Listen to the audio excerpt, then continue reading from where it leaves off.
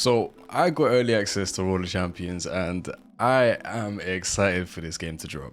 So to start with, the game has had a few cool UI updates, but for the most part, it looks the same as what we have from the closed alpha and beta, so in that sense, everything feels like home. So yeah, on that side of things, there's nothing new. Now, moving into the core of the game, let's talk about the skate park.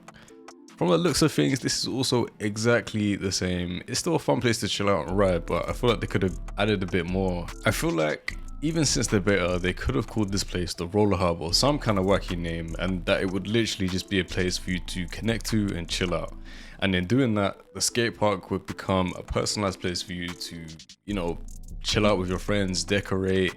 You could win rewards for it. You could use the wheels currency to buy different decorations and ramps and all those kind of things. I feel like if they added that personal touch, it would have made the skate park mean even more. And I also think it's a pretty fun way, or at least sounds like a pretty fun way, to keep people grinding for rewards and stuff like that. And in general, since I know that that's probably never going to be a thing, I feel like they could have just made the skate park bigger, added more maps, added different terrain, added more, just added more to it. I feel like after a while it will get very, very boring in there.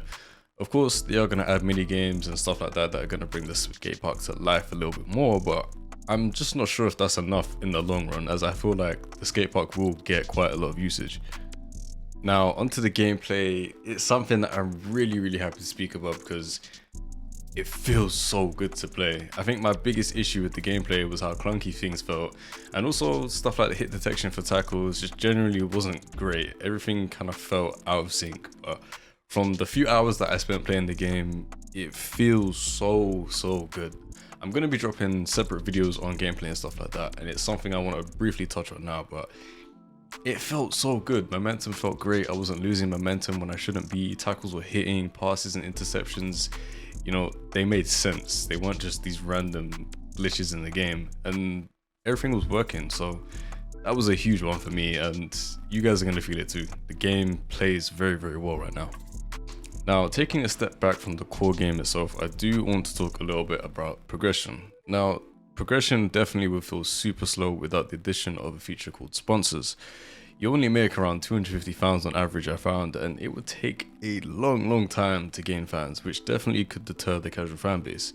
But with the addition of sponsors, you can make an extra couple thousand points every 5, 10 or 15 games, plus some cosmetic items and probably some other rewards as well. So it definitely does feel like the grind is worth it.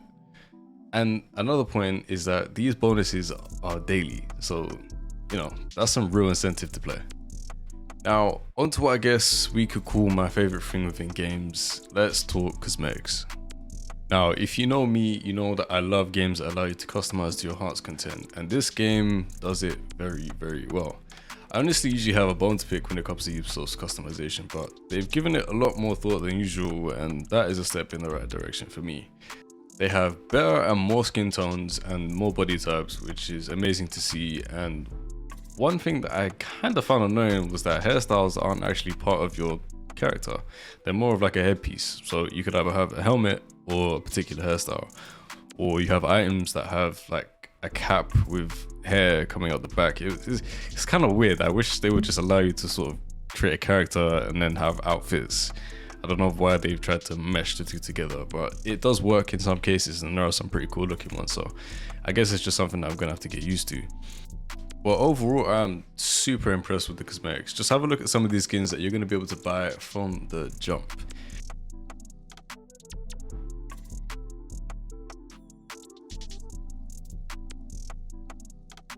In addition to this, you have new emotes and goal special effects, which are also very, very cool to look at. And I look forward to seeing how creative they can get with them as time goes by. Now, as I quickly skip through the battle pass and show you what it has to offer, I must say that the battle pass is very small, which leads me to believe that the seasons won't drag on forever either, which is also great from a player perspective. I have confirmation already that there are going to be a minimum of 4 seasons with new maps, minigames and events during each season, so content wise, we're definitely in for a treat.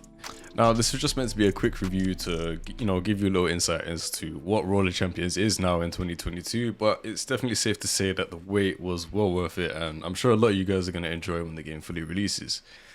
that's all from me now. Expect a few more Roller Champions related videos in the near future, but until then, peace.